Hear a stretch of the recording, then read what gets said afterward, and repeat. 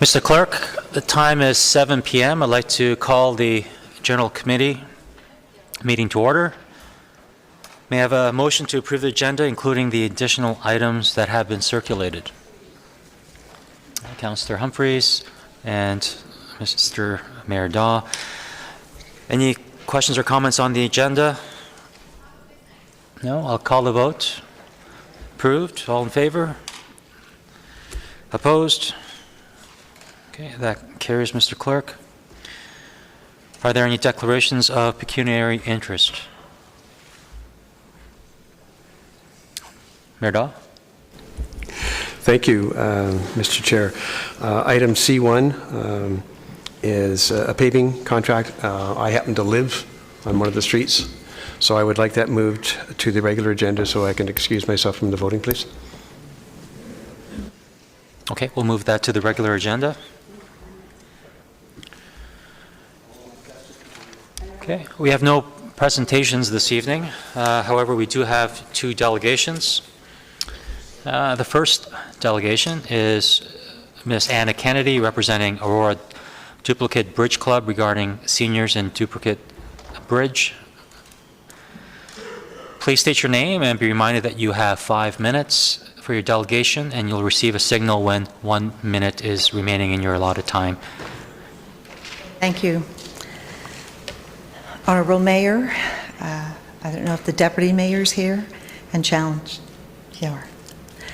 Thank you so much this evening for giving us this opportunity to present to you. Oh, could you please state your name and address, please? Oh, okay. My name is Anna Kennedy. I live in Newmarket, 523 Melbourne Crescent. Okay. I'm happy to have this opportunity to present to you the Aurora Bridge Club. This slide here, I'm going to skip. It's the American Contract Bridge. We are a member of that. But I want to tell you about our club. Bridge is not just an enjoyable pastime like Kitchen Bridge was, or the bridge you may remember your mother playing and serving cake and cookies. No, bridge today is a competitive game. It is often called a sport. I'm here to explain how this game of bridge has changed and why our club is important to your community. Some form of bridge have been around for a long, long time, but bridge has changed. This is the faces of our bridge club. We're very diverse, as you can see. 9-year-olds have played with 94-year-olds. New Canadians have played at our club within weeks of coming into Canada. We've had visitors that have come for holidays and have played at our club. The people at our club, we have 3 generations playing bridge at our club. Grandmother, grandfather, mother, daughter, and they all play together. There are longtime friends, husband and wives. This game is really flexible and allows for all generations to play together. There are some hard truths about today's world. We know seniors are living longer, and with that comes the cost of supporting them and to live a happy and healthy life. Recently, in Great Britain, Theresa May created a new ministry of loneliness, obviously understanding the needs of the population when they age. A lot of spouses live alone.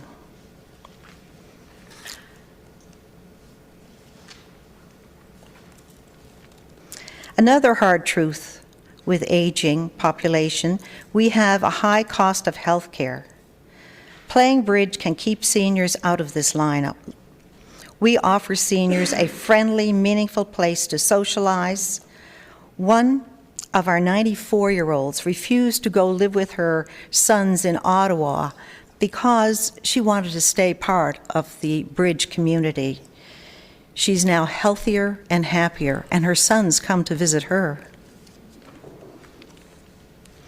The man you see here in the first picture had a strange and unusual accident. He's paralyzed from the neck down at the age of 55, tripped. Now his son helps him play bridge. He holds the cards for him. The lady in the middle photo suffers from rheumatoid arthritis, spent a month in palliative care before this picture was taken, is out now and plays regularly at our club every Friday. Brain gymnastics. Bridge has been reported to be the brain's gymnastics, the complex rules of the game and the social interaction and the involved playing has forced the brain to make new connections, and seniors maintain their acuity. Berkeley University in 2000 did a study, and this study showed that when a group plays bridge and their blood is drawn and it is analyzed, that they actually have an increase in T cells. These T cells are the cells you need to fight infections. And this proves to them and to us that bridge actually helps your immune system. McGill University has studied bridge in the prevention of Alzheimer's. This is why bridge is such an important activity for our seniors today. Ms. Kennedy, can you wrap up next few seconds, or? I need about another minute or so. I'm on my 9th slide. Okay, would anyone second? Okay, Councillor Humphreys. You have another, all in favor? You have another 5 minutes. Thank you. McGill University has studied bridge in the prevention of Alzheimer's. This is why bridge is such an important activity for our seniors today. Many other countries around the world are studying the statistical significant positive effects of bridge on an individual. At our club, we have many members that are suffering from mild dementia. They are fighting vigorously to stay healthy. 87% of us are seniors. Yes, if you look at this picture, you'll see a lot of people that you will recognize. Yes, Mahatma Gandhi played bridge. So did Bill Gates. He was down in Toronto last summer. And so did Warren Buffett, Warren Buffett. Warren Buffett actually said one time that he'd go to jail if he had 3 other cellmates that could play bridge. This is where we played when the old library existed, and this is where we play now. I hope I have made you aware that here this evening of the importance of Bridge Club to your community. We are a non-profit club and we are affordable. It's only $6 to play. This past year we were able to donate $1,700 to South Lake Cancer and $1,100 to the food bank. We are grateful to the Newmarket Veterans Association for taking us in this past October when we became homeless. But as this may be a temporary arrangement, we're hoping to find a more permanent home. In this regard, we need 2,000 square feet of affordable rentable space accessible for seniors.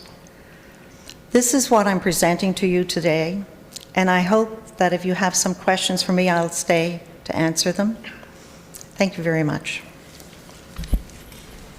Thank you, Ms. Kennedy. May I have a motion to receive the comments made by the delegation? Mayor Daw, Councillor Tom. Questions or comments for Ms. Kennedy? Councillor Humphreys. Thank you, Mr. Chair. Thank you very much for coming this evening, and that was a great a presentation and incredible information on playing bridge. And I do agree with you. It's really important for everyone to stay active in that way in terms of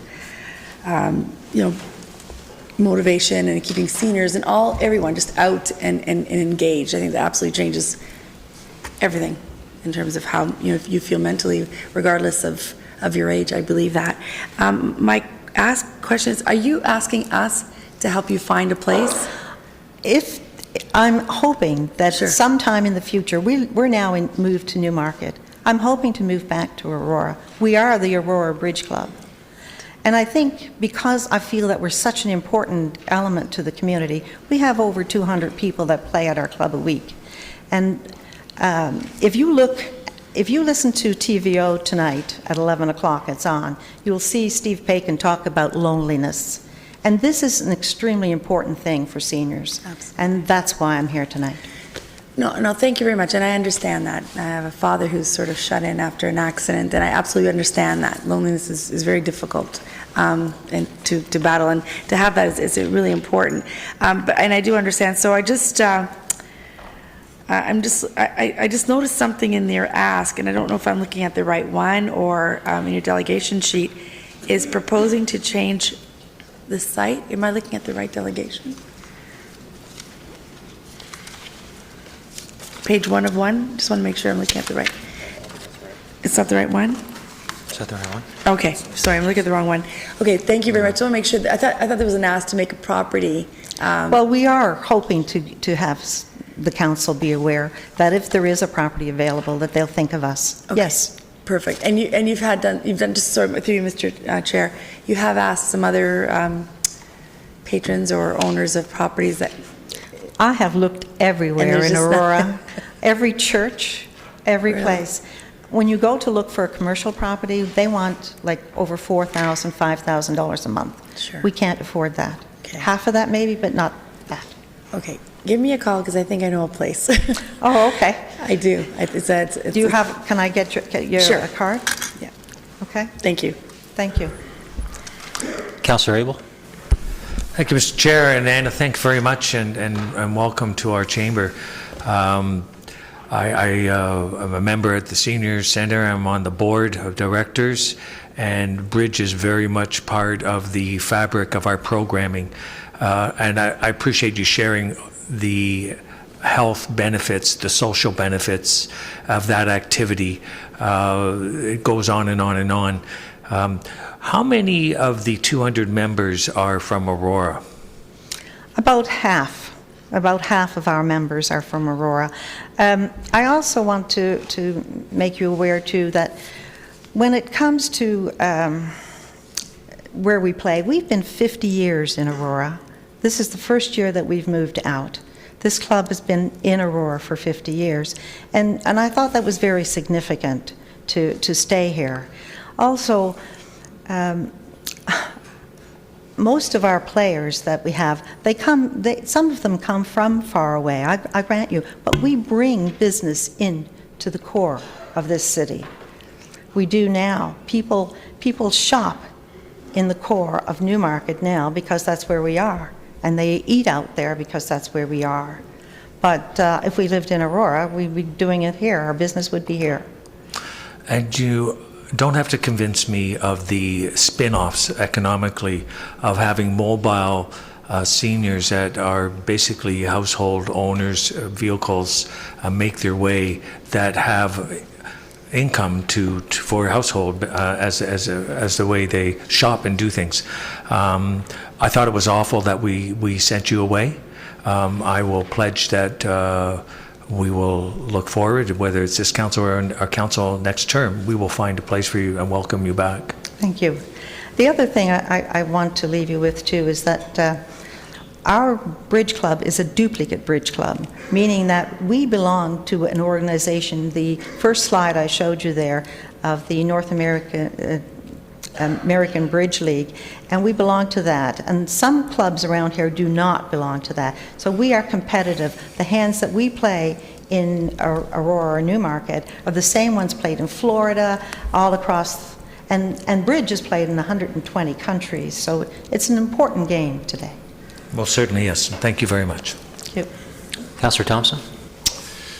Thank you very much for being here, and I certainly would agree with you that you provide an important service. I just wanted to bring to your attention that we have a new Director of Community Services, Robin McDougall, and so I would encourage you at some point to introduce yourself to Robin and share with her what the requirements are for your club so that as we progress on the different initiatives, she's well aware of your needs. Thank you. You're welcome. Thank you.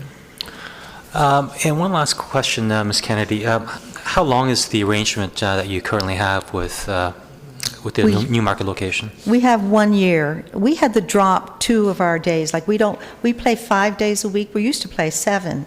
We had to drop our Saturday morning game for newcomers, and we had to drop our Sunday game, and our Monday Swiss, actually 3 games. So, I mean, we had to cut in order to go up there. But actually, you know, as seniors, we're growing. We grow about 10% a year. So we need more, not less space, and we need more days. And weekends are very important to seniors. Okay. Councillor Gardner? For coming. I'm not sure I understand. You would need 2,000 square feet, Yes. preferably 7 days a week. Yes?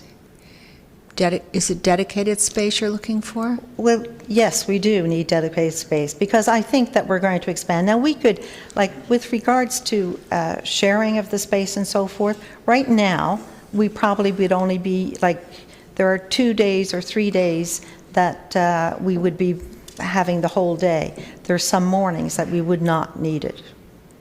Thank you for coming again. Thank you. Thank you, Ms. But Kennedy. again, you know, I think that, I mean, I'm saying that we wouldn't need it, but I'm also knowing that as we grow in the numbers, we probably will need it. Like the clubs that we look at in St. Catharines and that, they play 3 games a day, every day a week. Okay? Okay, great. Well, thank you, Ms. Kennedy. All in favor of receiving the delegation? Thank you. Opposed? Okay, that passes. Thank you. Thank you. Our next delegation is Mr. Kevin Bichard, Weston Consulting, regarding item R6, proposal for zoning bylaw amendment application. Please state your name, sir, and be reminded that you have 5 minutes for your delegation, and you'll receive a signal when 1 minute is remaining. Thank you. Thank you, Mr. Chairman. My name is Kevin Bichard.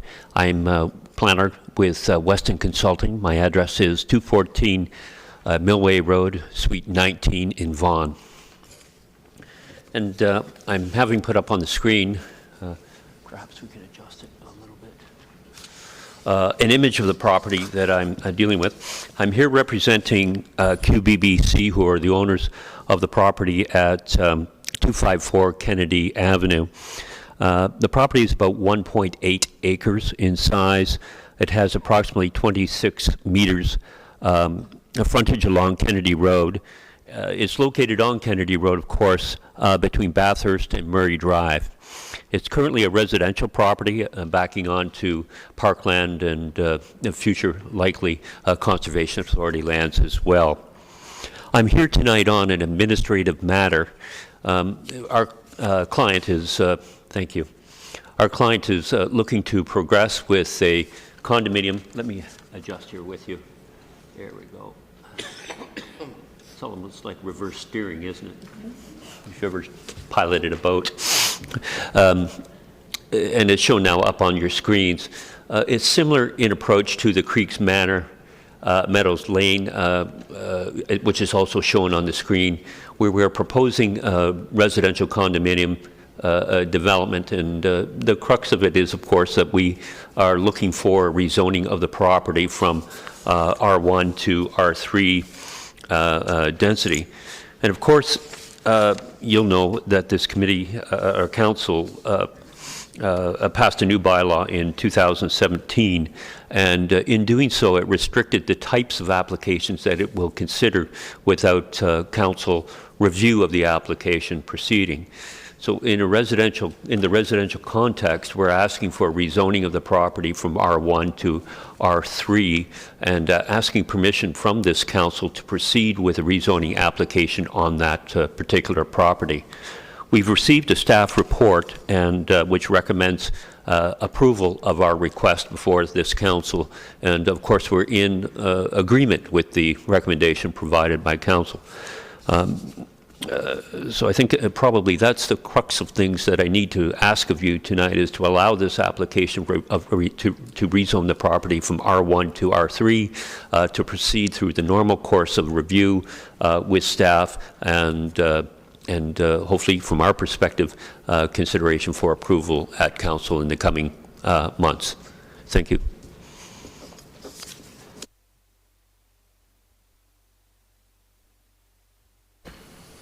Thank you, Mr. Bichard. Any questions for the delegation?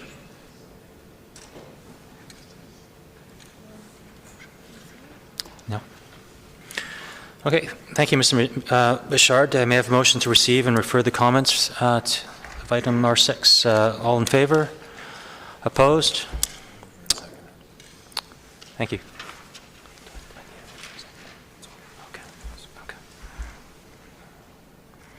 Okay, so we'll move on to the consent agenda. Are there any questions on the items in the consent agenda, please? Mayor Dahl? Thank you, Mr. Chair. Just to confirm, I would like item C1 moved to the regular agenda, please. C1. Okay, I'll move that. Okay, if there are no other questions on the consent agenda, may I have a motion to approve the consent agenda minus C1? All in favor? Opposed? Oh, sorry, can I have a mover? Seconder? And all in favor? Sorry, what? Sorry, who's the mover? It was Councillor Humphreys and Councillor Perry. All in favor? Opposed? It's this once a year thing. It's, you know.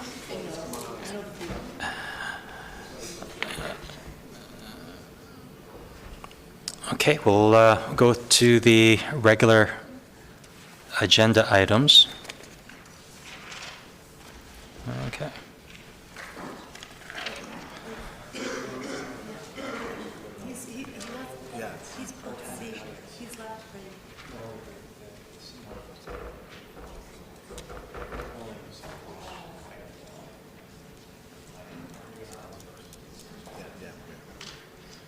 Where is this?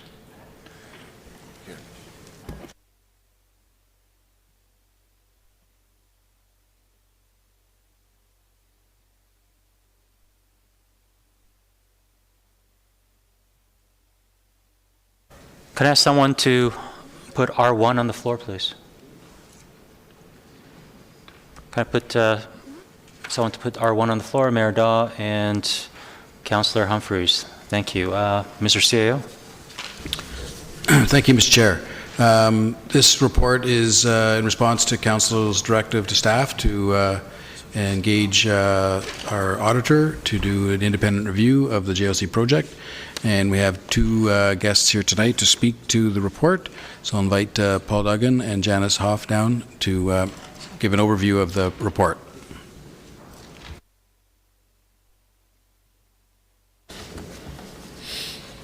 Thank you very much. It's item R1 on your agenda. The report starts on page 6 of 17. I'm going to jump to page 3 of the report, which is page 8 of 17 of your agenda. The first part there is the management summary, and about the fourth paragraph down is our overall conclusion, which is that the project was over budget by about $454,000, and that additional costs of approximately $1.8 million in 2017 dollars will be required to complete the project. The next paragraph, we've noted opportunities for improvement in project management, and we provided our observations in section 4 of the report and section 5 of the report in terms of future recommendations. Page 9 of 17 is basically to the objectives and scope. I wasn't going to walk you through that. On pages 10 and 11, we get into the background of the project, both in terms of years and numbers. It's really summarized in the schedules attached to the report, which I will take you through. On page 14 of 17, Appendix A provides an accounting of the budget versus the actual costs. Basically, on this schedule, you've seen one very similar to it. The Director of Finance provided a report in April of 2017 giving a reconciliation of this project to the budget, and we've reconciled our numbers on Appendix A to the numbers that you had seen in April of 2017. That's Appendix B, which is on page 16 of 17. The numbers are almost identical. The main differences here are new information became available subsequent to the April 2017 date versus our work now. I'm on page 16 of 17, which really analyzes the difference between those two reports, as you'd seen those numbers previously in that report. On the overall costs, they're very, very close, just a couple of $1,000s off. The significant differences come into the items cut from the project that would be subject to future capital budget approvals in 2018 and 19. And it's really the last 3-4 items of that page of 16 to 17 at the bottom, the soil quality backlot, the garbage tipping station, and the storage buildings that make up the significant difference between what you had seen in April of 2017 versus what we're presenting in the report today. Going back to page 14 of 17, which is the Appendix A, this is really the difference between the approved budget and the actual costs. Again, most of this mirrors what you had seen in April of 2017. Some of the significant differences come in again at the bottom of this schedule. It's the items that were cut from the project that are now have to be added back to get to full operability and usability of the JOC. The big ones was the complete backlot asphalt and the full build-out. Also the garbage tipping station and the storage buildings, and some additional finishing. I'm happy to entertain any other questions, or if you want me to walk you through further aspects of the report. The one thing just to highlight in section 5, which is on page 12 of 17, is our recommendations. And I think this is one of the key areas of the report is what needs to be done for the future capital projects. One of the items that we identified during the review was a lack of formal project management. And one of the key recommendations coming out of this is that formal project management controls be put in place. We have noted that management has already undertaken this under the CAO, and they're moving forward on this. We've identified a number of items on this page that we would expect would be included in a formal project management methodology that the town is currently undergoing. The last aspect is that once they have this project methodology in place, you may want to have it reviewed to make sure it captures all of the aspects that you would want to see in a project management methodology for the town.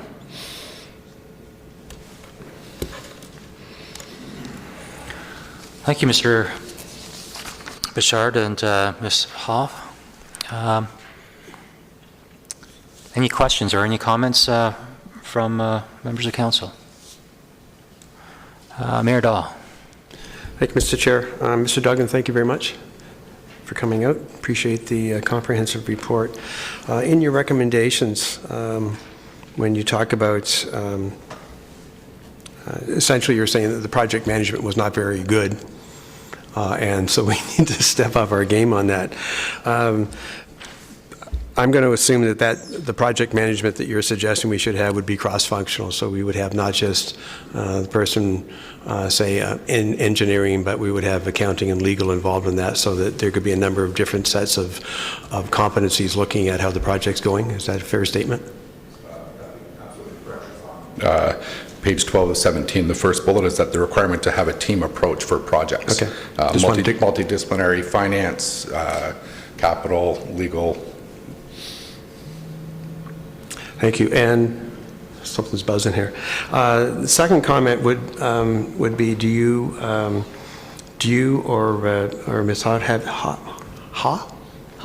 Sorry, Ms. Hoff, have any concerns in terms of what you found from? I realize that you're both forensic auditors, or have been in the past. Do you have any concerns from what you've gone through with any parts of the project from a forensic point of view?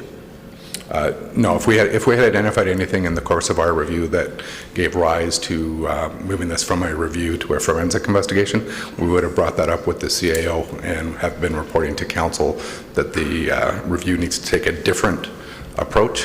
Forensic investigation is different. I'll also let Janice comment. She's a certified forensic examiner and did the majority of the work. I found nothing untoward in any of my review, and because I'm a certified forensic investigator, I do look at things differently than most people who would conduct an audit. So I'm always looking to see if there's something that I would call a red flag, which would give me concern. And if there's any of those, then I immediately start to look deeper in that area until I either know it's okay or if we should go further. And I found none of those. It was just the project was poorly managed. It wasn't, there was nothing untoward in it. Thank you very much. Thank you, Mr. Chair. Any other questions or comments? Councillor Marakis? Thank you, Mr. Chair. Through you to the delegates, to the presenters. Thank you very much. It's clearly stated that there's been some mismanagement as far as within this project. I'm just wondering, would it also be fair to say that there's clearly some lack of leadership as well within the project? Mr. Bouchard? Through you, Chair. Just, it's Paul Duggan. Sorry, Mr. Duggan. So for this project, the reporting that came through both the Financial Management Task Force and the reporting that came to Council, I don't think was of sufficient information for you to have the information you needed to make your decisions. So in terms of leadership, the lack of an overall project management methodology that the town was lacking, clearly that should have been in place. In hindsight, you can look at this project, you look at project management, what an external project manager firm was hired, but not until after the project had well started. That should have been in place prior to the project starting. So in terms of overall leadership, yes, there's areas for improvement throughout the process. There was also, as I've mentioned, a real lack of reporting for council to have really grabbed this by the horns and said, this is a problem. You didn't have the information in front of you that you really should have had. Thank you, and through you, Mr. Chair, DePaul, sorry. It mentions there in the one line under the management summary that the project was underfunded from the beginning and changes to the scope were made in order to keep the expenditures within the approved budget. So in essence, I've stated previously that it was a way to circumvent the budget process. Would that be a fair statement? Mr. Duggan? I think that there was a real desire, whether through self determination or through perceived pressure, to keep it within budget. So the project was managed to bring it in a specific budget. So as items came up that would create additional costs, they would then juggle the project and rescope it in order to make sure it came in within budget. I don't know if that answers your question or not, Councillor. It's good enough for now, but thank you very much. Thank you, Councillor Marakis. Councillor Abel? Thank you, Mr. Chair. Thanks very much. I appreciate this kind of inquiry that we've undertaken on the JOC. There's two things. One is that this formal project management methodology is something that we should have employed, and we are taking steps to do it. And I would guess that this is something that is in place in business in other municipalities, that this is undertaken probably because they do it on a regular basis. This isn't a brand new term, is what I'm asking.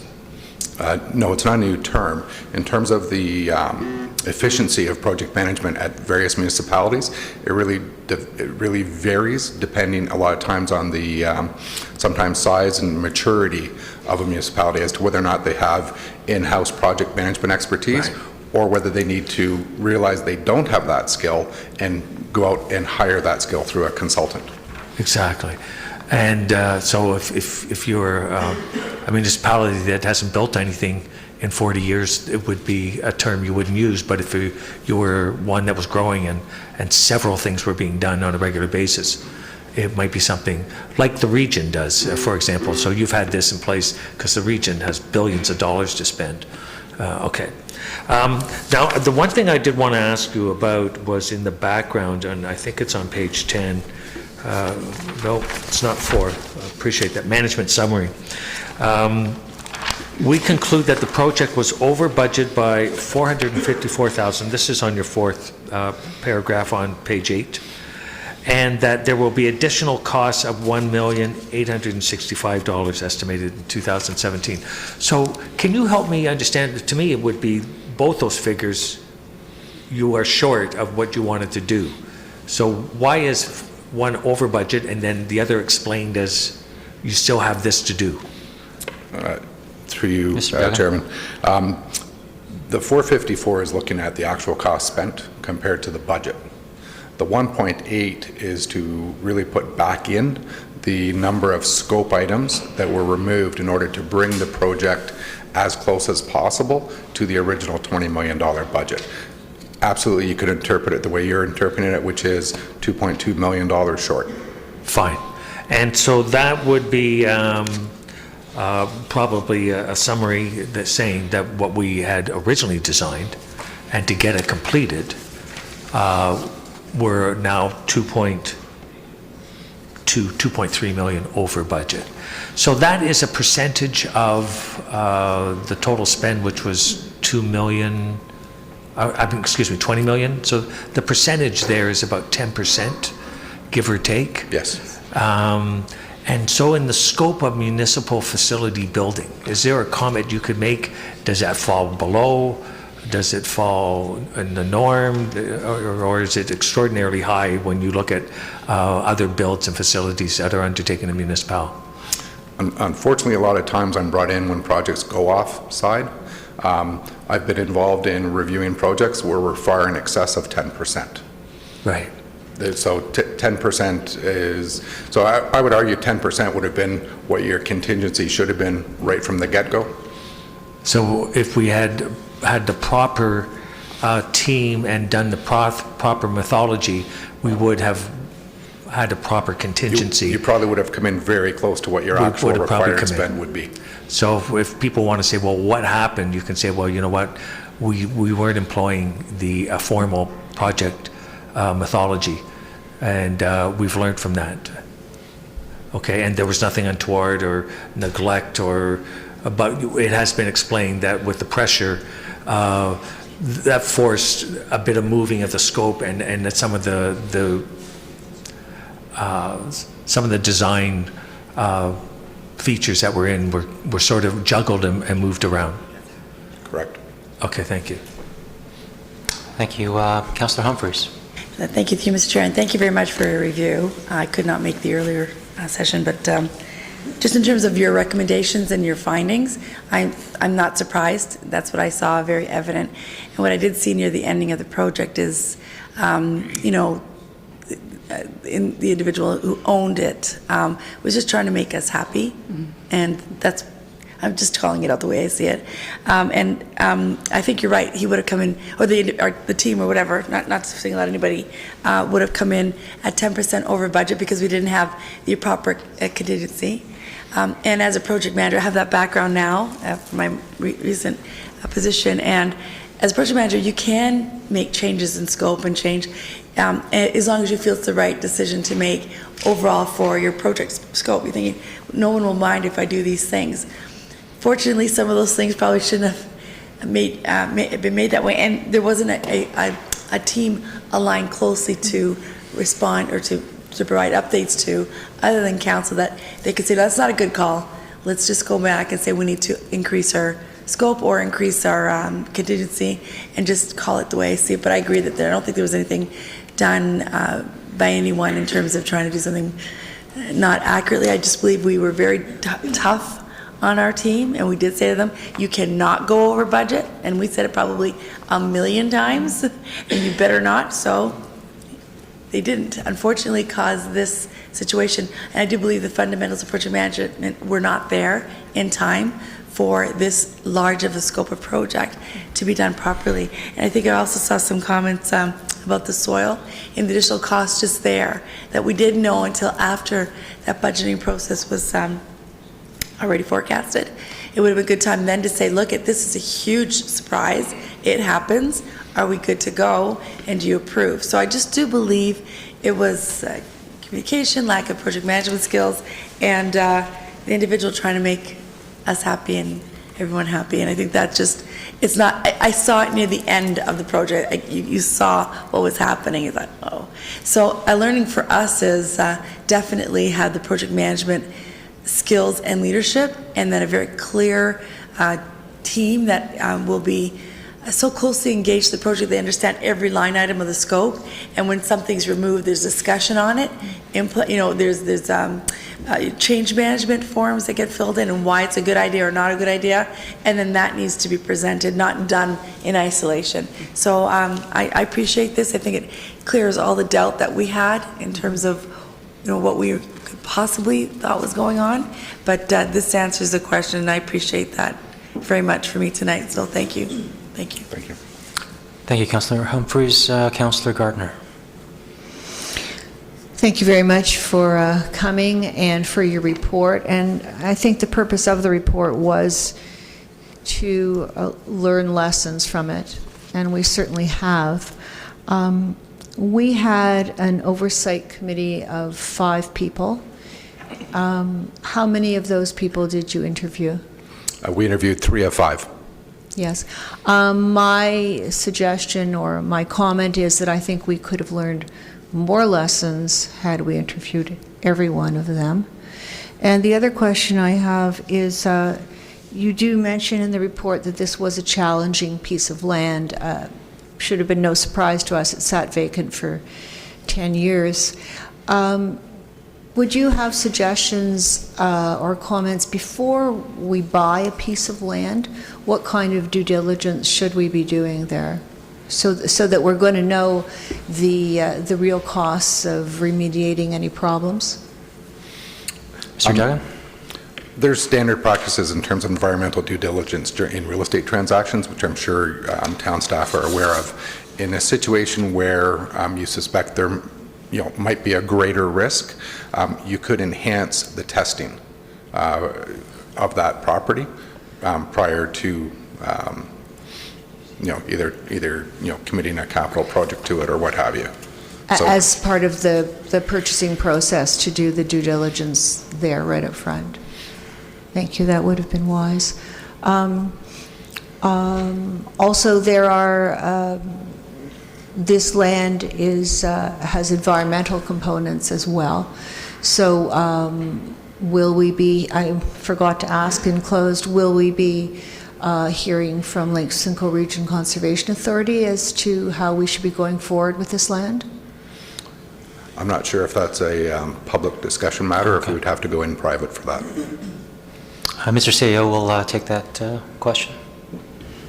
Through you, Mr. Chair, we don't have the formal response, but we have preliminary, and we're in good shape as provided we complete the project as originally planned. Thank you. And those costs are included in the figures that we have? Through you, Mr. Chair, yes. As far as I know, they are, yes.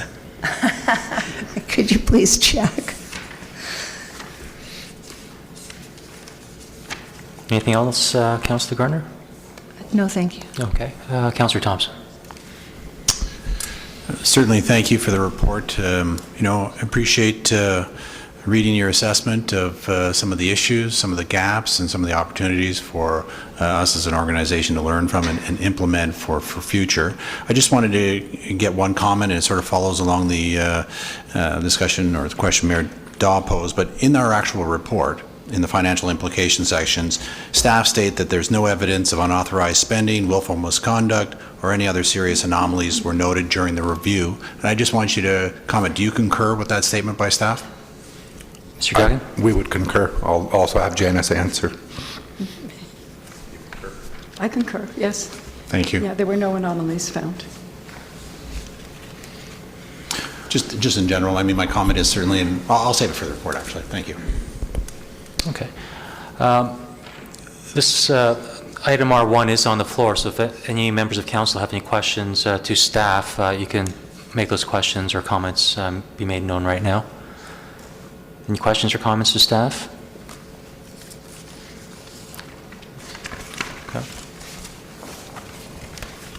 Okay. Councillor Gardner? Well, my only comment, following on my other... Thank you, Ms. Hoff. Mr. Duggan, you can grab a seat now. Thank you. Thank you. my comment to the, I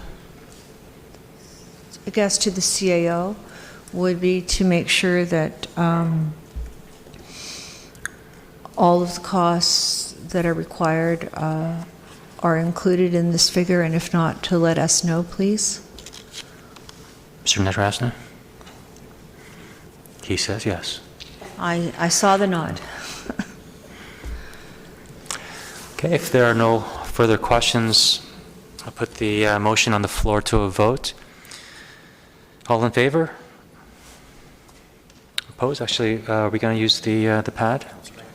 Oh, okay. Councillor Thompson. Next week? Yeah. Okay, so put our voting pads up. Oh, that's right. It's GC, isn't it? Okay. By hand, all those in favor? Opposed? Okay, the motion passes. Next item is R6. Okay, could I have a motion to put forward R6 and 7? Councillor Thompson and Mayor Daw. Okay, we'll put R6 on the floor. Someone? Okay, all in favor? To move R6 and R7? Okay, opposed? Okay. Okay, so could I have a motion to put R6 on the floor, please? Okay, Councillor Thompson, anyone second? Councillor Peary. Thank you. Any questions or comments on R6?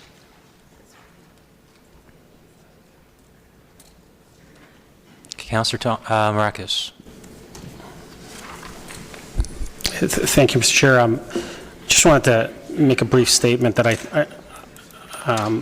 I'll be voting in favor of moving forward with this and allowing it to fall within our regular process. I'm not sure if everyone's aware, today is April 3rd, which means that the OMB is gone. So the regulations are in, everything is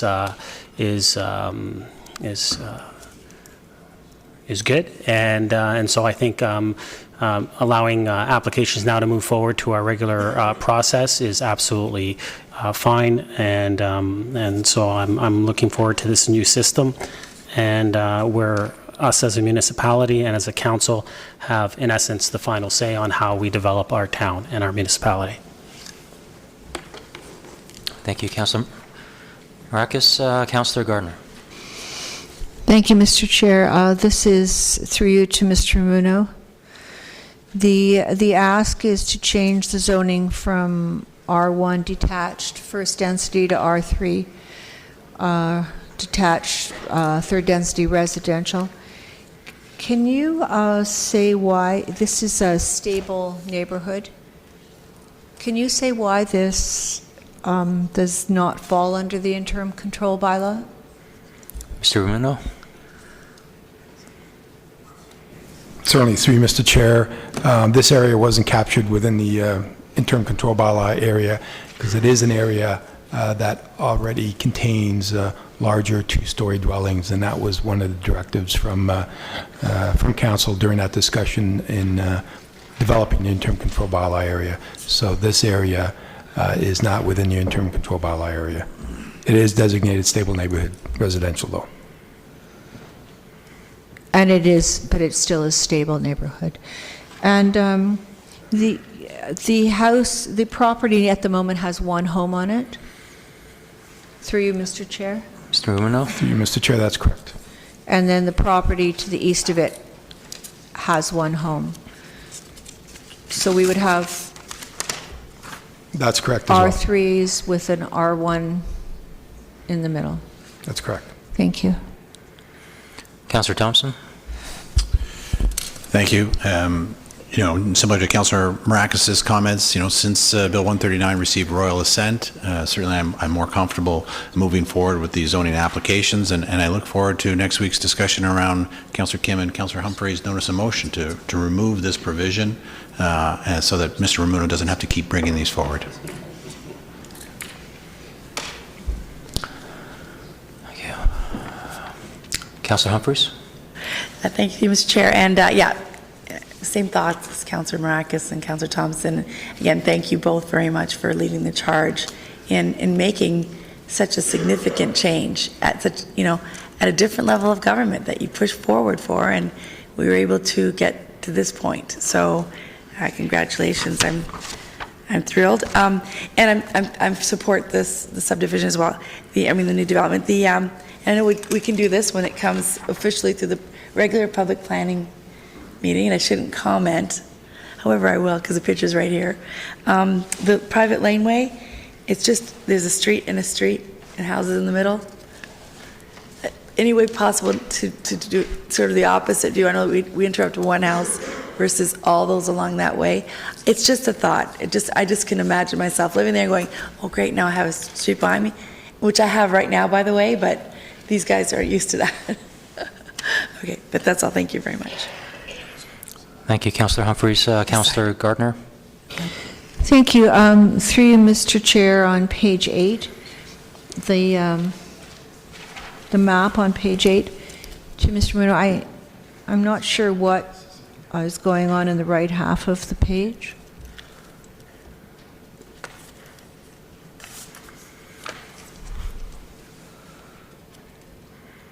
Mr. Rubino? Certainly, through you, Mr. Chair, on the conceptual plan, I believe that is the area of the lands to the east and north are part of a valley system and are zoned environmental protection area. So, that's something that we'll have to look at and address when the application comes in with respect to the actual development limits and any buffer areas that may be required. And is this water running through here? Is this a stream that doesn't have the lines on it? Through you, Mr. Chair, I don't believe there's a water course going through the property. Again, we haven't taken a detailed look at this. We don't have any information in front of us aside from location maps, but it's something that we'll certainly have to take a look at, and all the required background reports and the technical studies would have to be submitted in connection with the rezoning, as well as a site plan and condominium plan. I'm just asking because there's lines going through a portion of it, and then there's a clear area. I just don't know what the difference is between the two. Are they both, is that the whole thing environmental land? Mr. Rubino? Through you, Mr. Chair, I believe the hatched area is part of the EPA area. But again, I'll have to verify that. This is one of our maps that was put together. I think the overlay is based on some of our mapping. I don't believe it comes from the applicant. Okay, then just for the record, it looks like potentially lots 4, 5, and 6 are compromised by environmental area.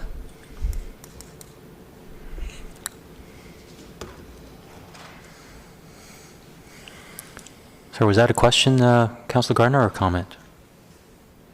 I think it's a point that should be noted. Okay. Thank you. It is in our report. Thank you. I see no further comments or questions, so I'll call the motion to a vote. All those in favor? Opposed?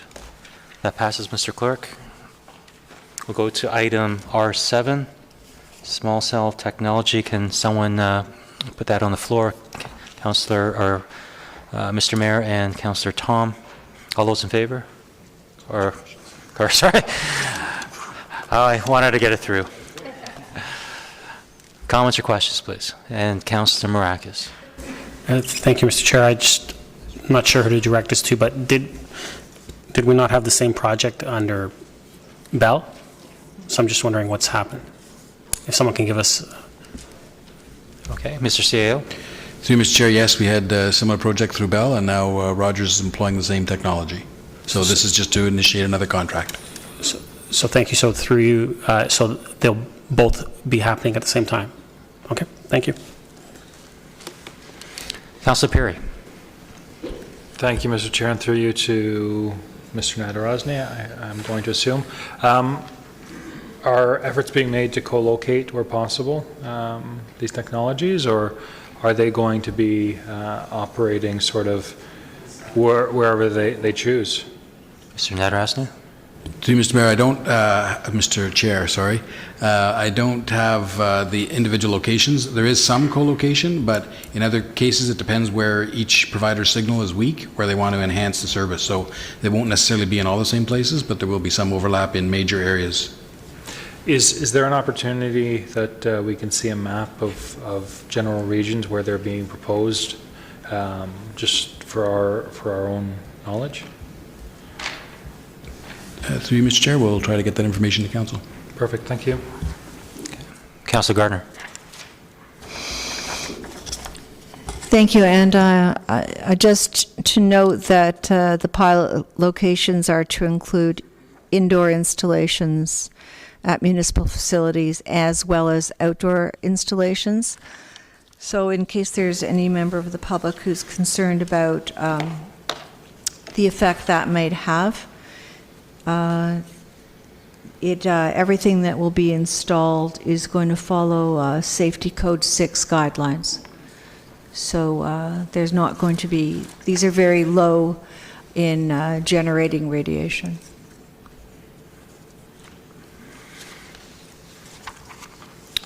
Okay, Councillor Marcus for a second time. I didn't realize No? that. Okay.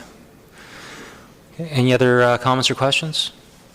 Okay, then if there's no more, then we'll... Okay, Councillor Thompson.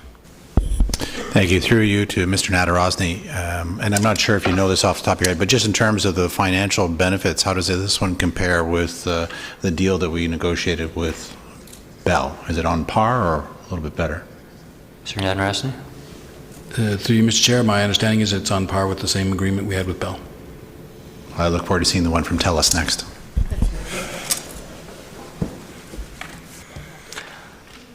Okay, if there are no further questions or comments, I'll call this motion to a vote. All those in favor? Opposed? That passes, Mr. Clerk. Okay, so we'll now go to item R2. Would someone move that motion, please? Councillor Gardner, seconded. Councillor Humphreys. All those in favor? Call the question. Sorry, let's discuss this, shall we? Any comments or questions? I'm smooth like Councillor Peary. Councillor Maracus. Thank you, Mr. Chair. Just going to make a quick comment. The previous report that came to us was a good first step. I think this has gone that step further, and I think it's in the right direction, and it's moving towards what we've asked for, I think, overall. I like the fact that we're going to be trying it out for a year and then reporting back and taking a look at it and seeing how it's worked and how it's evolved, and do we need to go more, do we need to go less, and so we can have that overall look at how it's worked and developed. So at this point, I'm comfortable with moving forward with what's being presented in front of us. I think it's great that our officers will be applying for a warrant when they receive a no or don't get any feedback or any response from a property owner to enter onto the property. And so I think that's great, and I think that's what I've been asking for, and I think that's some of the others at the table have been asking for, and staff have listened, and they've put forward something I think that we can live with, and that respects the property rights of the owners, and also respects our staff and what they need to do to make sure that our town stays functioning. So I appreciate the report and the effort by staff, and I'll be voting in favor. Councillor Tom. Thank you very much, Mr. Chair. Agreeing with Councillor Maracus, when this was previously before us, there were some of us, including myself, who had major concerns with the processes that we'd been employing up to then, and then some of the remedies that staff had brought forward initially in this report. And I'm glad to see that we'll be moving in a direction that really tries to respect the property rights and the constitutional rights of Aurorans, and based on the last report of all Aurorans, not just those with a locked gate versus those who don't have a gate, or if it's not locked or not. So I think it's important that it's consistent, which this report does suggest that it will be. And so I will support it. I do like, as Councillor Marakis mentioned, that we will review it after a year. I think that is, again, smart. And I think I'd just like a little bit more clarity, though, just maybe a brief answer from Ms. Van Leeuwen. On the definitions page of the page 7 of 10, it talks about destruction of evidence. How will staff assess whether evidence is going to be destroyed, and therefore entry without a warrant is allowed? So immediate entry talks about risk of destruction of evidence, and it follows a different path than if it was just for entry for investigation purposes. So I wonder if you could just explain that. Ms. Van Leeuwen? Through you, Mr. Chair. That will be through an assessment of the complaint that we've received. So typically, for example, if someone is cutting trees, there is an expressed concern, and you can see actually when you attend the site, there'll be contractors there, there'll be evidence that's apparent from the street, there'll be noise, there'll be other indications that trees are being cut, and in those instances, and often we work with our Parks Division because they receive the initial call and they request that we attend with them, and so we'll do an analysis and an assessment of the complaint received. And that's how we'll determine. Councillor Tom. Thank you. And so typically then for the destruction of evidence, it's those bylaws that are being infringed that like you said, are removal of trees. That's something that can't be, easily put back. I was just thinking that, if your grass was too long and you're destroying the evidence, which is cutting your grass, we'd think that would be a good thing. And obviously, so it's obviously related to those more grave bylaw offenses that obviously can't be undone once they're undertaken. I think I'd like to see when the report comes back in a year how many times that occurred and the rationale, because if there's obviously a staff powwow about or a discussion about how that would be implemented, I'd just like to see how that is implemented from a staff perspective when the report comes back in the year. Other than that, as I mentioned, I'm in support. Thank you.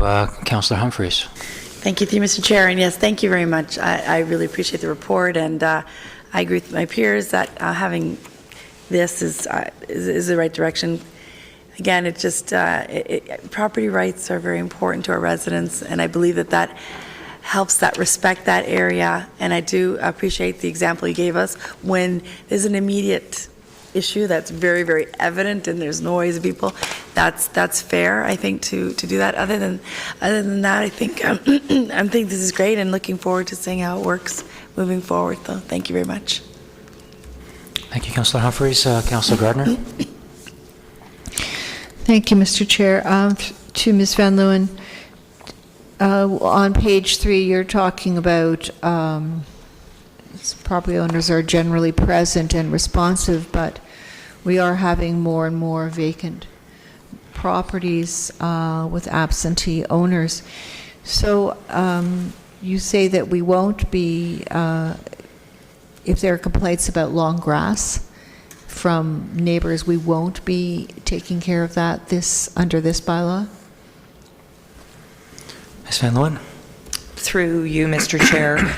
That's correct, unless for some reason the property owner contacts us and permits us, we will not enter to cut grass. So follow up. So we would give a notice. We'd try all the things we would do, but if there's nobody there, but we would have a listing of who those people, of the owners of the house. Would we not get in touch with them that way? Ms. Van Leeuwen. Through you, Mr. Chair, we would certainly attempt to contact the property owners. We would send them a notice. We would make every effort to contact them, but sometimes they don't respond. I can advise that we are coming forward with the vacant building registry bylaw probably within the next 4 weeks. It's in legal for final review right Great. now, and we're going to request that vacant property owners have some kind of maintenance agreement to ensure that they have plans in place to maintain their property. Councilor Gardner? Yes, and you know, fixing one problem and creating another, I can see that there will be some very upset residents if they're living next to one home who, you know, it really disrupts the look of the neighborhood. So I think that what you're talking about, what you're bringing forward is probably going to take care of most of that. But, and I'll have another read of the bylaw, but there's nowhere in the bylaw that says if we try and, no, I'm going to have another read of the bylaw for next week. Thank you. Thank you, Councilor Gardner. Councilor Abel. Thank you. And along the lines of Councillor Gardner, so if someone complains and the lawn's not being cut, prior to this, we would go and have a talk with the property owner. If we couldn't, we go and cut it. Is that correct? Ms. Van Loan? Through you, Mr. Chair, that's correct. And the reason we're not going to do that anymore is because we don't want entry without a warrant. Ms. Van Loan? Through you, Mr. Chair, the standard operating guideline states that we will not enter onto private property without the consent or permission of the owner or occupant. So we will not, unless we have a search warrant. Okay, and we can't very well go and get a warrant to cut someone's lawn. So now there's a change, and I think it's important that we communicate that if someone does not cut their lawn, the town is not in a position to do anything, and that it will remain unsightly with no recourse, apart from us to try and continue to make contact and let them know that the town is suggesting that perhaps you want to cut the lawn.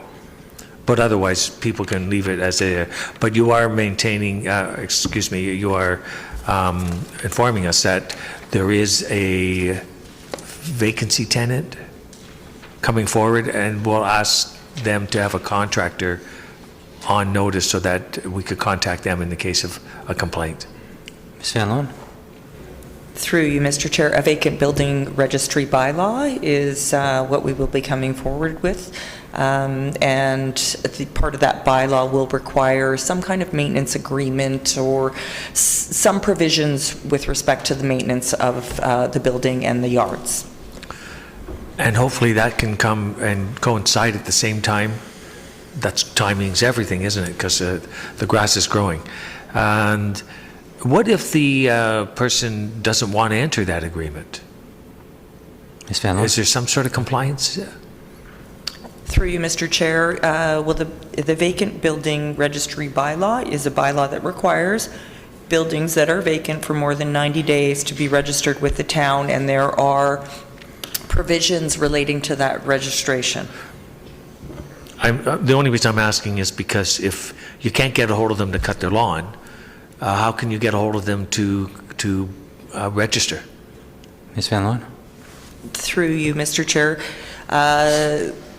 there would be a violation of the bylaw if they're vacant and they haven't registered, and we would send them a notice of violation, and then we would take further enforcement efforts under that bylaw. Okay, so a good response to someone that is saying, hey, that house is empty and they haven't cut their lawn, I could report back, well, they have not complied with the registry, but we are now assessing fines.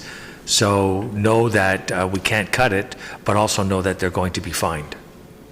Ms. Van Loan? I'm just trying to get an idea of how we would respond. Through you, Mr. Chair, it may not be initially a fine, it would be progressive enforcement. We would send them a notice of violation, we would inform them that there's a vacant registry bylaw. If they didn't respond to that, we would take next steps. Okay, thank you. On page 3, the part about access to private property is denied. In the second sentence, in cases where express permission and consent has not been given, the bylaw officer would consult with their manager or director, and a decision will be made whether or not to seek a search warrant depending on the nature of the complaint. The evidence may or may not be available at the time. So if you've got a complaint about a messy backyard and they're attending and knocking on the door and saying, you know what, I got to go check it out, and they're saying, you know what, you can't come on my property, then they'll phone to see if a warrant or contact the manager, but they could do it in person or they could get on their phone and say, I'm not getting cooperation. Should we go and get a warrant? And if you decide no, just leave it. He's not going to have an option to enter the yard at that point? Ms. Van Loan? Through you, Mr. Chair, that's correct. We likely won't do this over the phone. We will have a meeting and we will discuss the complaint. We'll discuss the nature of the complaint, the evidence that may or may not be there. Seeking a search warrant it takes quite a bit of work and documentation and statements and things like that. So we'll have those conversations in the office, yes. So in this case, where the person is there and a complaint has been given and you don't have cooperation, you may just say, you know what, we're not pursuing it any farther, they won't let us in. And we don't feel we can put something together for a warrant. So in this case, we're just going to leave it as is. Similar to the idea that if someone complains about long grass, you're saying, well, we're not going in there either to cut that grass. So it could be just sort of left, but was addressed, you did respond to the complaint, and it could go either way. In one way would be a warrant, another way would be. And then there's always the case where the owner is responsive and cooperative and addresses it that way. Okay, thank you. Thank you, Councillor Abel. Councillor Peary for the first time. Thank you, Mr. Chair. So the issue I'm having with this report is, in my opinion, it's largely philosophical. We're talking about policies that we're putting in place based on property rights. I haven't seen that many situations which to me would indicate the need for us to be undertaking this path forward. But I definitely understand the argument that from an individual's perspective, this is a question of property rights, and we have to, fight for individuals' property rights. We need to support the individual. But from my perspective, I don't see that there's a problem, and I haven't, in my view, seen any proof of that. So that's one side of the equation. I think the other side of the equation is we haven't, over the past few years, tracked and collected the appropriate data to be moving forward on this. So what we're seeing here tonight is we're going to put a policy in place, and then we're going to track the situation to see how things shake out, whether or not we're going to progress. We're not establishing any benchmarks first, we're not tracking first, and then determining if we're going to put policy in place. To me, if we're going to be moving forward on putting policy in place, it makes sense to track and put benchmarks in place prior to instituting a policy. So that is my concern with the way that we're moving forward.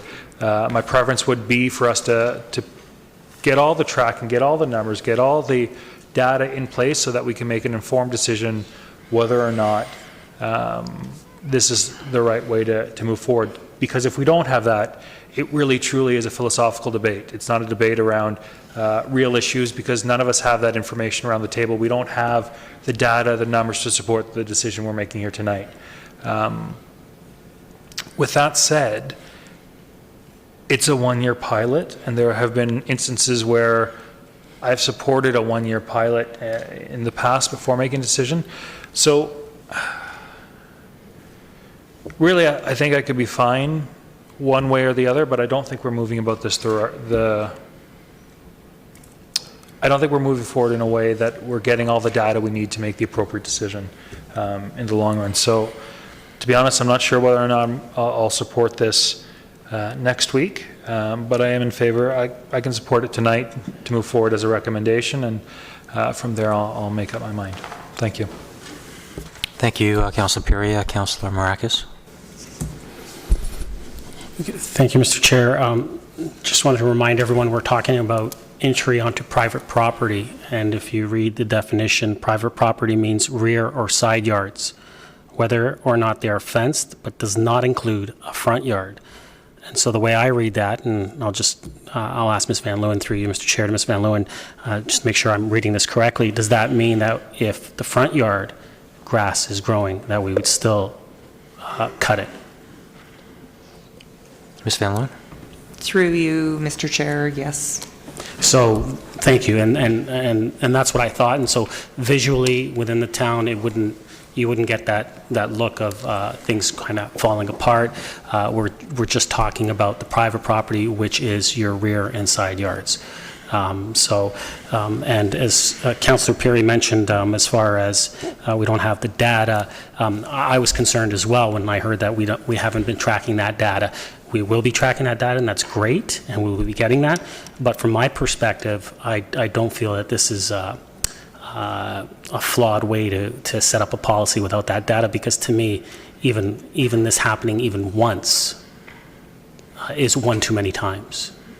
And so that's why I think that this is a policy that needs to be changed, and that we need to, as we stated before, respect the property rights of our residents. Thank you, Councilor Marakis. Councilor Gardner. Thank you, and I absolutely agree that we have to respect the property rights of our residents. A further question through you, Mr. Chair, to Ms. Van Leeuwen. Ms. Van Leeuwen, I saw a situation where there was, in a side yard continuing into a backyard, long grass and garbage piling up. Now, not food waste garbage, but enough garbage so that it might be inviting to various animals to make a home. So what would happen in that case where you've got either a condition that's created by the homeowner that might cause animals that could intrude on the neighbor's property? Ms. Van Leeuwen. Through you, Mr. Chair, you mentioned that you observed this garbage in the side yard. If you were able to observe it from the street, then we would be able to observe it from the street as well and take some kind of action through a notice of violation. And it was actually a resident's property, so it would just have to stay there. Ms. Van Leeuwen. Unless it created a health hazard. Through you, Mr. Chair, that's correct. So we might be able to take care of it that way. Thank you. Okay, if there are no further questions or comments, I'll pull the motion to a vote. All those in favor? Opposed? That passes, Mr. Clerk. So we'll move on to R3. Will someone put that motion on the floor, please? Councillor Thompson, and seconded by Councillor Tom. All those in favor? Or no? Sorry, I know. Any questions or comments?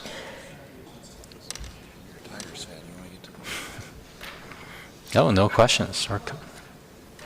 Councillor Gardner? If you could just give me a moment to get the report. So I guess through you to Mr. Elliott, all of my questions will be to you. So it looks to me that the majority of funding will come from the Hydro Fund. And as you mentioned, appropriate notice has been given. So what would happen if the public comes forward and objects to the Hydro Funds being used for any of this, if that's how we decide to go? Mr. Elliott? Through you, Mr. Chair, I humbly suggest that this council is the one that makes the decision. I have reviewed the various funding options for you in this report. I've tried to, by doing it separate from the actual design and budget reports of those projects, I'm trying to separate the two and get this discussion through now. The public may have a variety of opinions. We do know that there was a few that registered for our notice and have been advised of things that are coming and this report. But this is really a review of the financial options available to us as the town, and then as your CFO, trying to guide you through the process. And based on the options, yes, there's lots of different options and combinations that could be applied to these projects. I've tried to address those and recommending primarily the hydro investment reserve fund. Thank you. And could you just speak to the two parking reserve funds? One's the parking DC, and the other one is cash in lieu of parking. I don't know that we've ever used the money in those reserve funds. What would the intent be? Mr. Elliott? Through you, I did try to allude to their initial purposes. You're quite correct. We have not used them in the past, in recent terms. The DC for parking is new in this most current DC bylaw. Our consultants were able to find a way of raising a little bit of revenue to help with our parking congestion issues downtown. So this is an ideal opportunity. We're adding some capacity. It's not very much, but it is some capacity is being added, and so there's an opportunity to apply that DC reserve. And then this cash in lieu of parking has been sitting around, slowly accumulating, very, very slowly over time. It's not very large. And so I'm suggesting here's another opportune time to apply it to a parking project in the downtown where we're trying to enhance the parking and provide for parking which will enhance the downtown shops, the library square, and the whole issue there. And so I think it's a perfect opportunity just to apply these small balances and get them off our books. Thank you. Good answer. Thanks. With respect to the parking DC, wouldn't we have to be providing parking that wasn't there in the beginning? So in the case of Library Square, we're adding only a few spots. Through you, Mr. Chair, this is absolutely, you're right. It has to be applied towards new capacity. And so whether that's on-street or off-street, it doesn't matter. And so once the final designs are in, we will have to look carefully at that to make sure that it qualifies. We may not be able to quite apply all of it, but I think there's going to be some additional capacity. That was one of the criteria of council. And so whether it's 3 spots, 10 spots, or 30 spots, we don't know yet. Thank you. Thank you, Councillor Gardner. If there are no further comments, I'll put the motion on the floor for a vote. All those in favor? Opposed? That motion is passed, Mr. Clerk. Okay, next item is R4. Can I have someone to put that motion on the floor, please? Councillor Marakis and Councillor Gardner. Any questions or comments? Councillor Gardner. I'd just like to know if anybody, I don't know who they would have replied to, but have we've received any comments from residents about this since this plan was initiated? Who can answer that? Mr. Rumuno? To you, Mr. Chair, no, not at this point. Again, the report is recommending restricting parking along that south side of Len Smith. Thank you. And from what I understand, it came from a complaint originally. That's correct. Was it one single complaint? No, I believe there were a couple of complaints that were received with respect to the difficulties in the sight lines with the parks parked along that south side of Len Smith. So thank you to Mr. CEO. Mr. CEO, if we might it be prudent for us to notify the people in that small stretch of street that we're going to be doing this, so that we don't have a whole bunch of people calling us and saying that We didn't notify them of the change. Mr. Natarasny? Through you, Mr. Chair, yes, that probably would be appropriate. Thank you. Could we do that? Mayor Dahl? Thank you, Mr. Chair. And I'm one of the ones who got one of the complaints, and I went out and actually looked at it, and the problem was that the way they were parking on the corner, and it's just on the corner, was very much cutting into the sight line. So I checked it out and passed it on to Mr. Ramuno, who had our traffic engineer look at it. So this is actually a recommendation back from the traffic engineer, certainly initiated by complaints, but I think valid. Any other? Okay. Councillor Gardner for the second time. Just want to say that I think the residents are going to be very happy with this change because it looks to me like a safety issue. And maybe I'm being overly cautious by having them forewarned. So I'll leave it to you, Mr. CEO. Councillor Abel? Thank you, Mr. Chair. And through you, well, maybe it's just a comment. There's probably going to be a number of streets that fit very much into the same criteria with a poor sightline on a sharp bend.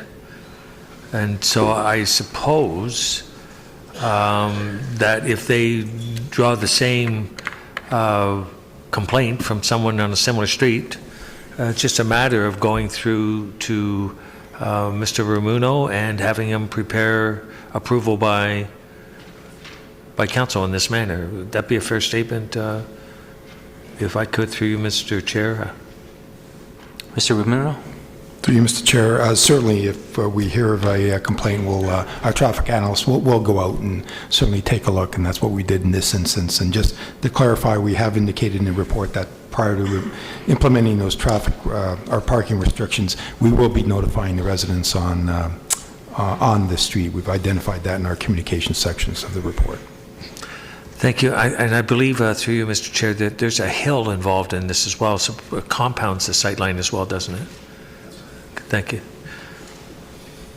Councillor Humphreys? Hi, thank you, Mr. Chair. And yeah, that's exactly how I think our traffic issues do get usually through a complaint, and that notifies the town, and then traffic analyst goes out. And we also have Play Speak that's online as well, and we also are looking at each of those complaints and doing the same thing proactively now and going out to identify these issues, and things will be resolved at that level, maybe not necessarily having to come here. I'm not sure if that has to happen or not, but I just thought I'd ask the question. Does it necessarily have to come here for every change we make? Mr. Ramuno? Just wondering. Through you, Mr. Chair, I mean, it is a good question. I think we have been, our practice in the past has been to report to council to seek direction with respect to any changes to our parking bylaw and any parking restrictions. It's obviously worth a discussion moving forward. If it's council's will, perhaps not to deal with each and every one of these reports. I'm not sure how many we're going to see in the future, but we'll certainly take a look when warranted. And for the time being, no, we will continue to report to council on these, but it's worth having a discussion at a later date. For sure. Thank you, Mr. Chair. And I agree with parking changes, for sure. I'm just thinking in the other pictures, like new parking signs and different things. But anyways, that's as it evolves. But yes, coming here for sure. But thank you very much. Yep. Thank you. Councillor Thompson. Thank you. I apologize if this question was asked while I was out of the room, but with regards to the complaint and how it was received, was it directed through to staff or the mayor, or was it through our Traffic Advisory Committee, Play Speak? Whoever can answer it. Mr. Mayor? Thank you. Mr. Chair, through you to Councillor Thompson. I got the complaint directly to me. I don't know if it came in through Play Speak or not. I don't know that. But I then directed the complaint to the director. then perhaps we can use this opportunity to engage the community, because I know there was questions about, identifying more of these certain areas within town, and perhaps it can be left with our communications director to promote this as a way of utilizing Place Speak in place of our traffic advisory and notifying us of other issues whereby staff can go out and take a look. Thank you. Councilor Maracus for the 5-foot birdie. Thank you, Mr. Chair. I'm not sure if I'll make it. And I agree. I think we need to look at we need to look right across the town instead of doing it piecemeal, just one at a time. Because I know about two years ago, doing some door knocking on Hackwood Crescent over by the Van Dorf Bayview area, very similar. And the one resident mentioned to me about the same issue, that coming around the turn, around the bend, the sight lines are very poor, and if we can just put a no parking just in that section there. And I brought that to the attention of the director of IES at that time.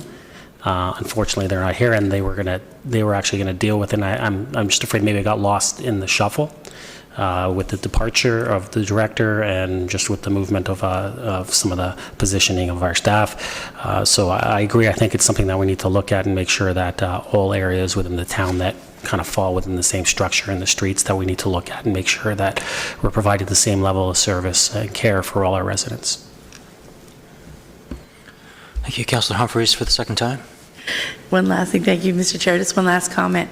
One of the things that I believe is really good with Place Speak, it's Place Speak, right? Is that these issues, even the one that comes to us, like to Councilor Marks or anybody, that we should probably identify to our communications director, and they will put it on the application, and then that'll be identified as an area of concern, and then as residents go online and see, oh, that's my street, I want to add some comments too. And that will actually make it more of a, I think, an ease of understanding what's happening at the town. If there are concerns on their streets or areas that they travel in and they notice these types of issues. So I do believe it'll be very good. And I believe we have over 500 comments on there already. So I think it's the right thing to do. People are more and more using their iPhones or phones, and hey, I'm not upset. I'm upset about something and trying to leave messages, but maybe this is a good way. So I think if we promote it, I think if we each get a complaint, perfect, we're going to put this on Place Speak for you, and please check out what your status is. And I think the rule of thumb is if we get 2 or 3 or 4 complaints, that becomes prioritized, and they go out and engineering investigates. So I do think it's starting to come around, and I think this is a good example of how we can make sure that gets on the app as well. Thanks. Thank you. Councilor Gardner. Thank you, Mr. Chair. I'm not clear exactly the process because I got into trouble for trying to go on Place Speak. So if we get a complaint, would we forward it to you, Ms. Mackenzie Smith? Ms. Mackenzie Smith. Through you, Mr. Chair. Ideally, we would like to encourage, if you do get a complaint, we would like councillors certainly to encourage people to go on and register and actually put the complaint on themselves. Certainly, if they're not comfortable or they have concerns about how to do that, they can absolutely contact the communications department.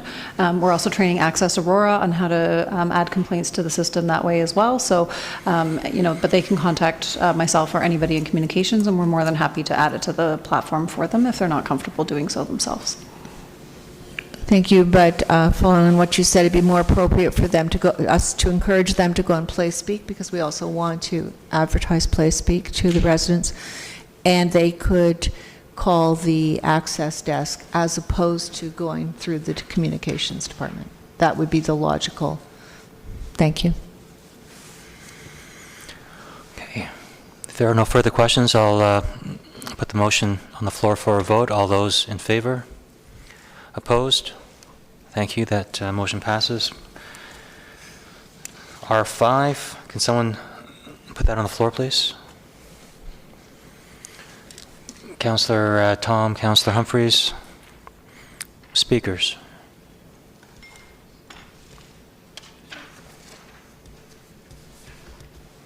Councillor Gardner? Thank you. My understanding is that this is just basically housekeeping. Thank you, Mr. Minow. Anyone else? Okay. Okay, we'll put that to a vote. All those in favor? Opposed? That passes, Mr. Clerk.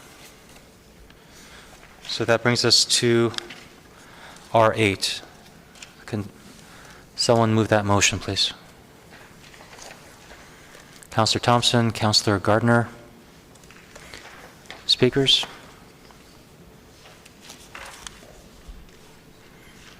Okay, with no speakers, I'll put that on the floor. All those in favor? Opposed? That passes, Mr. Clerk. And item R9. Can someone put that on the floor, please? Mayor Daw, Councillor Gardner. Questions or comments? Councillor Gardner?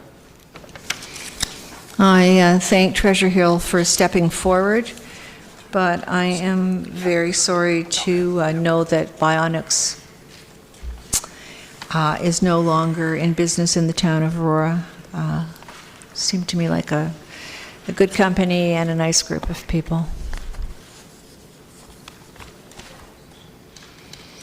Councillor Tom? Thank you, Mr. Chair. And I'm not sure who to direct my question to, but how was the yearly total come up with in terms of the sponsorship? Who can answer that? Mr. Muno? Oh, sorry, Ms. McDougall. To you, Mr. Chair. Are you asking, can I just be sure, total for sponsorship or this particular sponsorship? The report indicates that it's $3,000 a year for 3 years. I'm just wondering how that figure of $3,000 was assessed, I guess. Why are we charging $3,000 and not $10,000? Through you, Mr. Chair, from what I understand, part of it comes to negotiation and opportunities of what's being presented and what is being offered from a sponsor for a space. We do evaluate what the rental opportunities are for that space, and certainly from the ask, it comes with a bit of a balance. If we had lots knocking at the door, then we would be able to up the prices. So at this point, it's a stepping stone, and for us, it's an opportunity to get in the door and an opportunity to build this relationship with the sponsor. Councillor Tom? Thank you very much. I appreciate the answer. Councillor Thompson? Thank you. Through you to Mr. Ramuno. We all know Treasure Hill's done previous projects in the town of Aurora, but do they have any pending projects that may come before us through the public planning process in the short term?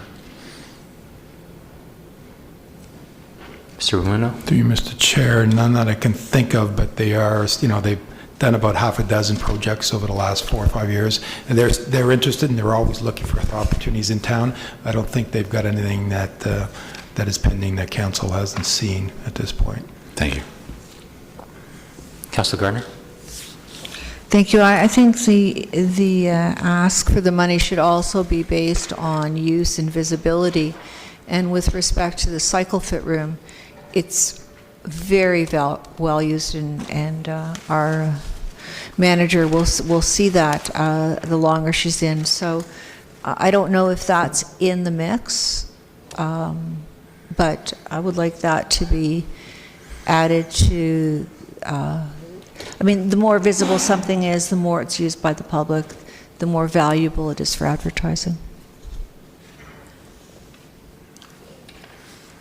Any other speakers? Okay, I'll call to a vote. All those in favor? Opposed? Okay, that brings us to our last item. C1 was moved up to the regular agenda, so it's R10.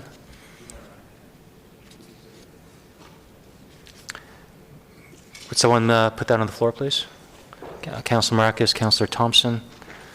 Any speakers? Councillor Humphreys?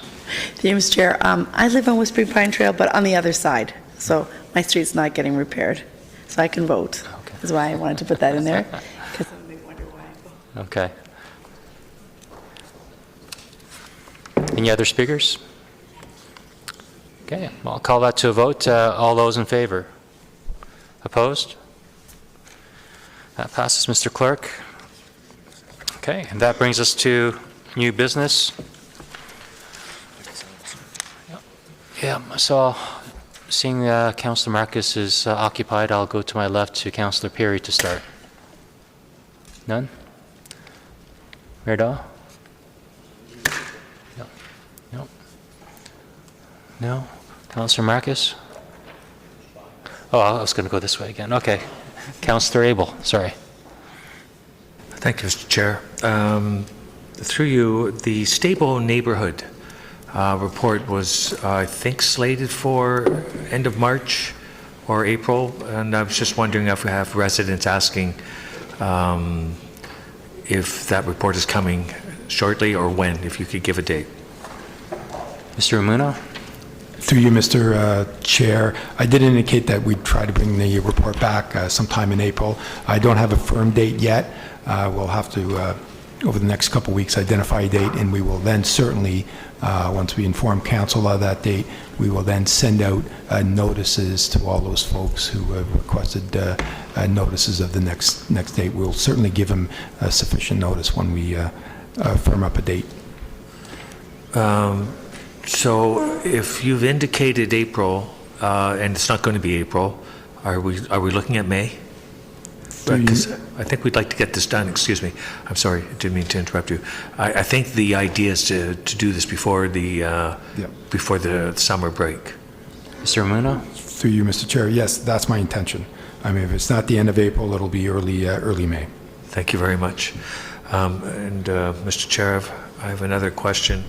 Since we are talking about the Hydro Fund and using it for some of the funding for some of these projects in the report, it seems to me there was some pretty clear guidelines on how that money would be spent and noticed, etc. I remember Councillor Buck and I think Councillor Gardner, but it's kind of vague right now. When was the last time, or was council at this term ever advised of it? And perhaps we might bring it forward so that we're all clear and letting the public know that this is the time of notice and discussion and we're learning about it. Mr. Elliott? Through you, Mr. Chair, there was a public notice was run in accordance with the bylaw last fall. We've also just run it, I believe it appeared last week, and it'll appear again.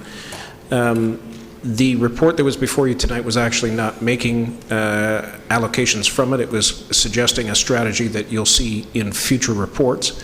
Those reports, we've invited members of the public to register if they're interested in following this issue, and they will be notified when those future reports come forward.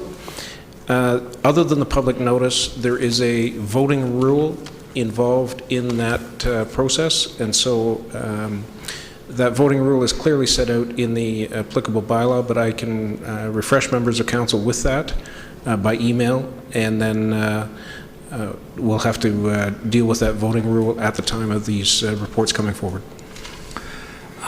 Thank you, Mr. Elliott. And I think what I'd really like to do is let the public know what the process is as well. I mean, it sure helps for council to know that. But because it's a town-owned asset, the Hydro Fund, I think giving notice is great, but I think also explaining what it is, because I don't think a lot of residents are aware of the significance and what it is and what it should be used for and how it goes about. So is there a way to put in a memorandum for our next cycle? Or have Mr. Elliott bring forward such a report for the next cycle? That would be great. Thank you very much. Okay. Thank you, Councillor Abel. Councillor Thompson? Yeah. Councillor Gardner? Thank you, Mr. Chair. And certainly there are a lot of new people in town since 2005, 2006, when Hydro was sold. So I think that's a good suggestion. Mr. Muno, we had a conversation about the next step in the process for stable neighborhoods. So I'm not clear on this. I think you were perhaps saying we might need to have a special council meeting for this item? Mr. Umuna? Through you, Mr. Chair, that's correct. So I'll be bringing back a report summarizing what we heard at the open house, identifying some options and next steps for council. And again, because we know that there are a lot of interested residents, so I think my thought at this point is identifying a special council date to have that report considered, only that one item, as opposed to trying to bring that report in front of a general committee and council cycle. Thank you, Mr. Muno. And I've been thinking about that. I mean, our usual process is general committee and then committee, so residents have a chance to weigh in on the report over a 2-week period. So I think perhaps we keep to our regular cycle of general committee for this report. And when you did say it would be the end of April, or the end of March or the beginning of April. So what are you hoping for? Because we are running out of time in this before the council hiatus. Mr. Ramuno? To you, Mr. Chair. We're still compiling some information, research from other municipalities. I think by the end of this month, we'll have a report that is complete to present to council, and then it's a question of, if council wants to provide a direction to put that report on a regular general committee council cycle, we can do that as well. But my thoughts were to try and identify a special council meeting, knowing that we're going to have a big turnout at that when that report comes back. Thank you. I think I just missed something again. So the report's going to come to council at a general committee meeting? Mr. Ramuno? To you, Mr. Chair. My intention is to bring the report back to a special council meeting, just to consider that report. The one item. Thank you. And through you, Mr. Clerk, does council have to approve a special council meeting, or would council have to weigh in on bringing a report to a different process? Through you, Mr. Chair. Mr. Clerk? Through you, Mr. Chair, the procedure bylaw allows the mayor to call special meetings. So as long as the mayor calls the meeting, and a petition of council can also call a meeting. But if the mayor is willing to call one, then we will have a special meeting. Thank you. I'll think about it till next week. Thank you. Councilor Marcus? And I'll go back to Thompson later. Thank you, Mr. Chair. I just have one. Timberline Trail is due to be closed temporarily to facilitate sewer construction. Now, there's a very large sign that's been placed on the street to notify the residents in the area, and through you to, I guess, to Mr. Ramuno. Mr. Ramuno, that sign is actually blocking the sight line of the one home when they're backing out of their driveway, so I'm just wondering if we can possibly make some adjustments of where that sign is. Mr. Ramuno? Through you, Mr. Chair, we can certainly take a look at that. I'll speak to them tomorrow. Again, just to add, individual notices also went out to all those residents on those various streets, but I'll take a look tomorrow.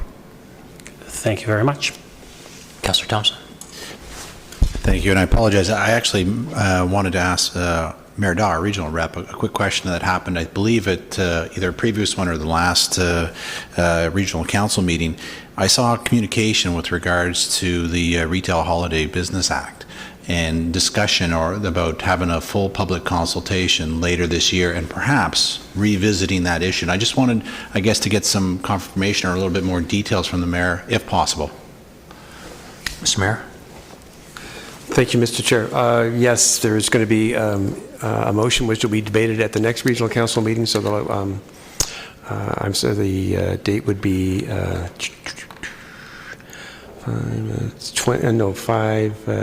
17th, 16th. No, not the 16th. It would be the 18th, 19th. We'll be debating that for consultation. That would have to happen in May or June.